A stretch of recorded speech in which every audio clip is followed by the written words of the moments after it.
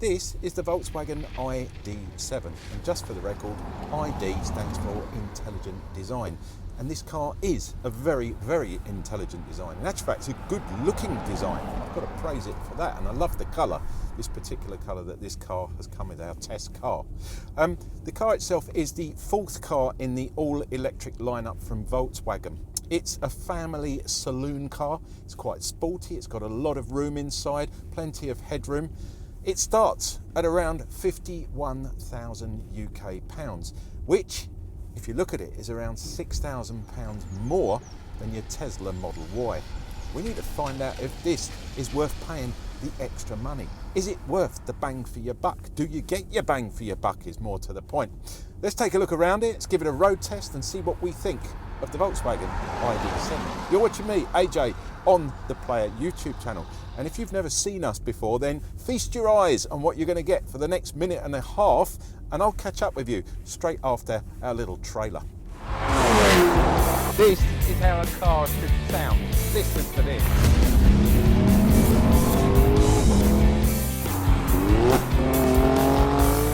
I didn't really push it either. I was just having a bit of fun. Oh, really?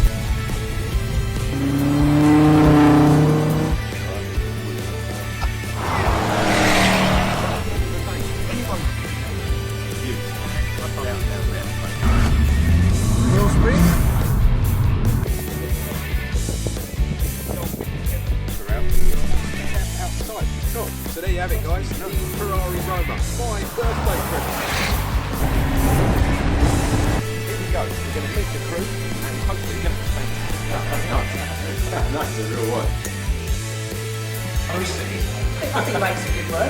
We're going with mate. Nice to see you. Show us your big chopper, your helicopter. So here we are, the Morgan Roadster, where we're here for the Swiss Watch Show. Hey guys, guess what? It's another morning here out in sunny France.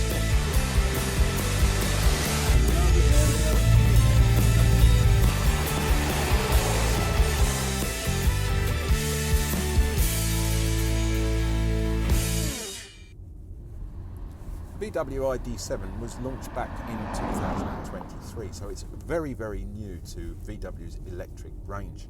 It currently only comes in one trim level, which is called the Match, and it also only comes with one battery option and one motor option. Your battery is a 77 kilowatt battery, but it will give you a range of around 380 miles, which is up there with your Teslas. So it's, you know, it's a pretty good battery you've got on this car. Motor-wise, it's a rear-wheel drive attached to the rear axle. It's the equivalent of a 286 brake horsepower. So it'll give you 0 to 60 times. I mean, bearing in mind this is quite a big, heavy car, around 6.5 seconds with a top speed of 112 miles. When it comes to economy, the car is currently running at around 3.1 miles to the kilowatt, so every kilowatt you're going to get 3.1 miles. Volkswagen say on a really good day, and you're not using anything at all, it should be getting around 4.4 miles, and again that's up there in the Tesla range.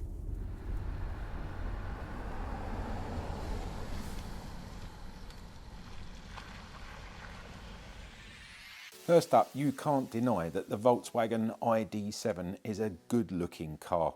It's really well proportioned and looks more like a car than an electric shopping trolley.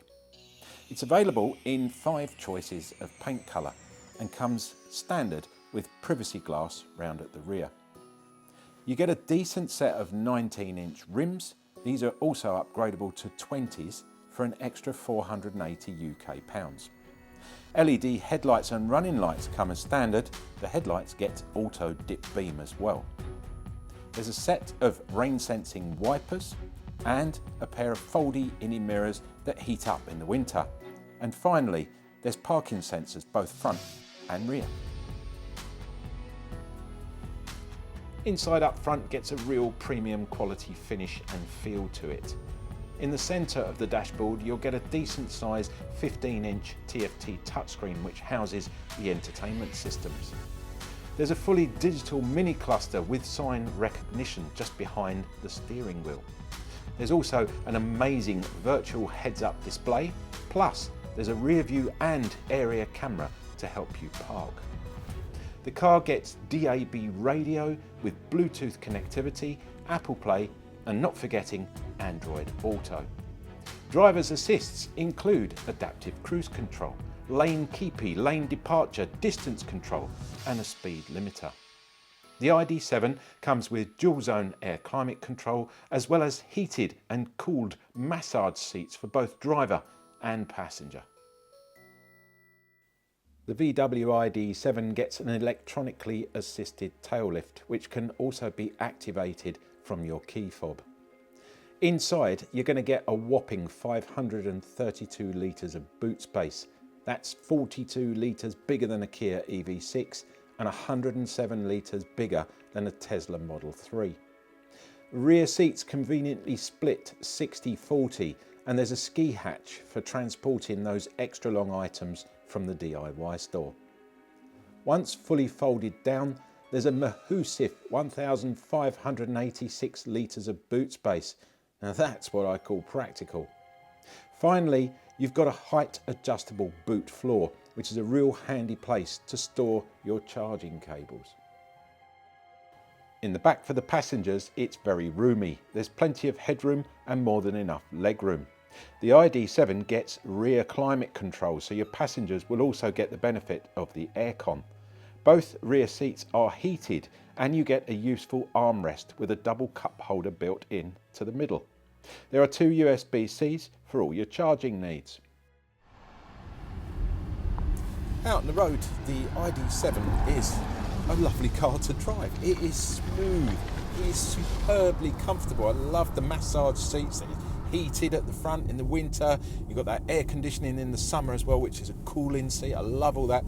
Love the big 15-inch display, really nice, very touch intuitive as well, nice and close, don't have to stretch for it either. But my favourite part is the augmented reality HUD, the heads-up display that you've got in this car. Utterly brilliant. I mean, you can turn it off if you want to, but I really love it. This sunroof as well is it's light sensitive, so you can actually, it changes as when it gets darker, it goes lighter up there, and when it gets really, you know, quite sunny, it actually darkens down as well. But you can adjust it yourself just up here. It's just little touch buttons. Everything is touch buttons. I really like that. I've got used to it now. When it first came out, it was a little bit off-putting because you couldn't get used to it, but volume controls here on the steering, right hand side here, you've got your change of track or station, whatever you've got your different views as well. You can change the views up here. It's just all round a really nice car to drive. Couple of things to mention: when you go into the drive section, to get the maximum economy out of this and use the maximum from the KERS system that picks up the residual energy and puts it back into the battery, use the B button up there. It won't actually stop the car if you take your foot off the accelerator, but it will help to give you a lot more, you know, bang for your buck when it comes to the mileage on this car, your economy. When you're driving along on motorway driving or dual carriageway, just keep it in the standard D drive. It's much better because it allows the car to flow better. So just a little tip there, you know, when driving one of these cars or any electric car, to be honest with you. All round though, lovely driving position, beautifully comfortable seats, well bolstered, and you know, in the back for the passengers, I don't think it gets much better, to be honest with you. It's a great all-round family saloon. It's got bags of room in it. There's bags of room in the boot, tons of headroom, loads of leg room. Yeah, can't really fault this car. It's really nice. I am thoroughly enjoying driving it, and I never thought I'd say that when I first got in it, because I'm not a great lover of electric cars, but it kind of works.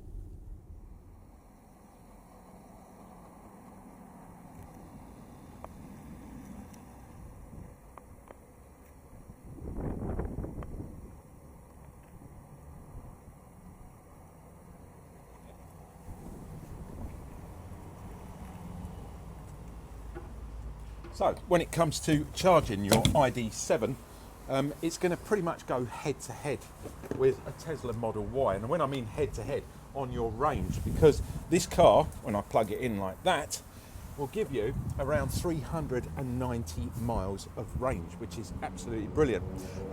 Real world on that, so when it's a little bit colder like today, or you're using the wipers a lot, or the lights and all stuff like that, you're probably looking around 300 miles maximum there. But that's still pretty good for a large car like this.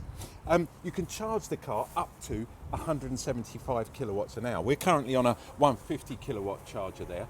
You can get the 250s and above if you look out for them, but 175 is your maximum that you put in there. And basically that means in about 10 minutes of charging, you're going to get 120 miles of range. Again, that's really, really good.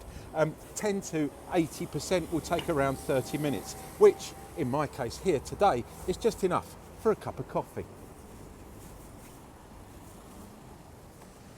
Whilst charging out on the road might get you a decent cup of coffee, you're going to suffer the consequences of the cost, because charging one of these cars out on the road is going to cost you from around about 84 pence per kilowatt.